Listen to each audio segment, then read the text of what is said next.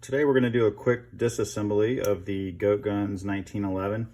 If you check out my other videos, I believe it'll be up there at the end, you'll see the assembly. I've got a couple different options, specifically around all these parts back here, because the GoatGuns is held together with pins and screws. And it's not for everybody. The one thing I always suggest is if you don't have the right tools, please don't do it because you might damage your item. But tools are very simple and it's not excruciatingly difficult. Just be patient. So let's get started. So in this case, the first step, of course, is going to be to remove the grip covers. Now, if you watch my other videos, you see I really love these little plastic sticks. They're great. They're actually designed for working on electronics, but when I'm reassembling, I am reassembling painted products a lot of the time, stuff that I've worked on. And of course, I don't want to go scratching something that I've just put together for a client. So these are really beneficial. They don't scratch. But it also gives me really good positive pressure on these little flathead screws, which I despise. So we're gonna go ahead and take the cover off. We'll set it out of the way. This cover you want to be careful with, and this is the spring and detent that will get everybody.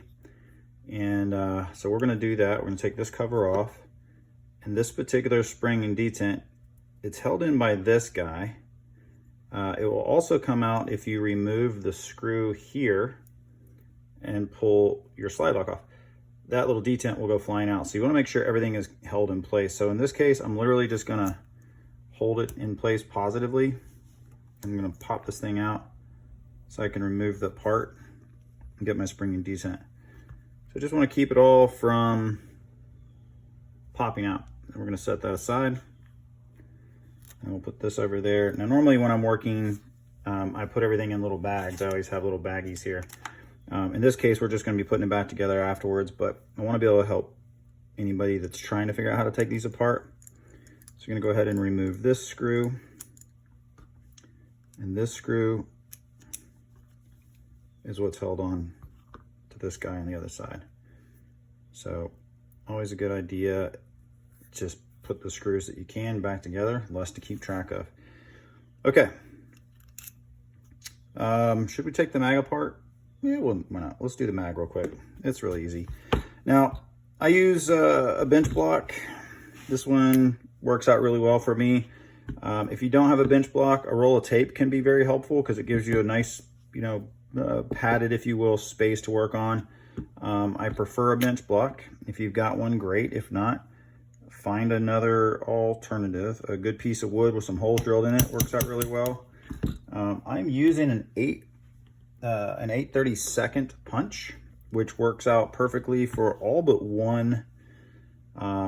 These guys are the same size as these here as far as diameter. These of course are longer, but that piece allows me to go ahead and pop the base of the mag off, and it has a spring in it too, but not too much to worry about there.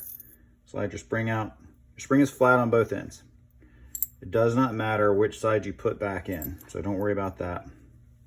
This guy does matter, as it has to sit inside of here in that fashion. So when you put it back in, I usually just lay it in there like that and use my spring to gently push it in so it doesn't tilt, and then you're good to go right there. So all good. Cool. Let's move on. Mags are easy. You watch the reassembly video, you'll see how to put all the stuff back together. Today, our goal is how to take it apart. In the video that I did before, you'll see there's 3 pins that we got to take out. These pins should come out one way. So if you're looking at your gun this way, your pin should only come out that direction. You don't want to try to hammer them all the way through because they are knurled on each end and you don't want to mess up your holes. You could physically force them out. Yes, it will come out if you pound on it enough, but they are designed this way. Very easy to pop them right out. When you take that one out, the spring is going to push out your hammer. And then you're going to have your grip safety there, and then we're going to remove this lower section here. This pin is smaller. However, my 1/8 punch works. It just, if you have one smaller than this, it's fine. It does work, but it will get stuck in there so don't hammer it very far. You only need it to come out enough to grab it. And you'll see right there, it just sticks out a little bit. And you can either grab it, if it's tight, you might want to pop it through just a little bit more.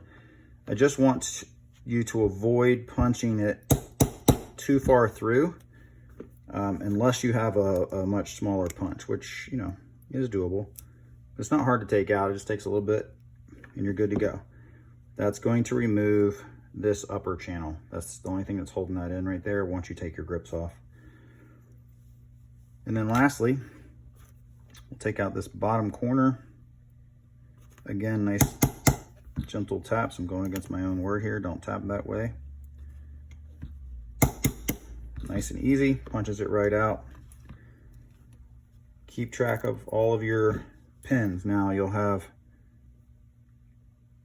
3 of these pins, one being smaller, so just remember that you have a small one. Now this is going to slide down. We've already taken the pressure off the spring that's inside of it, which is here. You have your detent and your spring. So just keep that there. Your thumb safety is going to come off. Not your thumb safety, I'm sorry, your web grip safety. This is the little spring that gets most people when they're trying to put it all back together. This is the one that sits down inside of here. And it's got a little lip on it, so it has to grab right in there. Again, I have that reassembly on the video. This again is in the video. It goes down inside of there and it's held in by the little pin. And it's one where I show you a tip on how to put it in. Long needle nose pliers. If you can hold on to it better than I can, that's probably helpful. It's going to go right in through there, and you can see ever so slightly how it's crossing over that hole there. Just want to get it in line. And it's going to be going inside of this thing while it's in there, so it's all that's going to go inside of there. Not hard, just again, be patient. That's the hardest part of the whole thing. We'll go ahead and finish the breakdown. And this piece, just take out your mag release, because your mag release actually holds the trigger in.